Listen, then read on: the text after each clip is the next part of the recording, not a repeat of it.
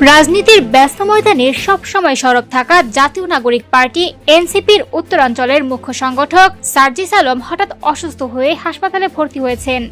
তবে স্বস্তির খবর হলো তার মূত্রনালীর অস্ত্রোপচার সফলভাবে সম্পন্ন হয়েছে এবং বর্তমানে তিনি চিকিৎসকদের নিবিড় পর্যবেক্ষণে রয়েছেন।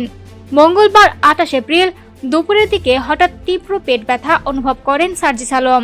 ব্যথা এতটাই বেড়ে যায় যে দ্রুত তাকে রাজধানীর ধানমন্ডির শঙ্কর এলাকার একটি বেসরকারি হাসপাতাল ইবনে সিনা হাসপাতালে নেওয়া হয়। সেখানে জরুরি ভিত্তিতে ভর্তি করে শুরু করা হয় প্রয়োজনীয় পরীক্ষা নিরীক্ষা। চিকিৎসকদের প্রাথমিক পর্যবেক্ষণে জানা যায় তিনি মূত্রনালীর পাথরজনিত সমস্যায় ভুগছিলেন। পরীক্ষার রিপোর্ট হাতে পাওয়ার পর বিশেষজ্ঞ চিকিৎসকরা দ্রুত অস্ত্রোপচারের সিদ্ধান্ত নেন যাতে জটিলতা আরও না বাড়ে। সন্ধ্যার পর শুরু হয় অস্ত্রোপচার।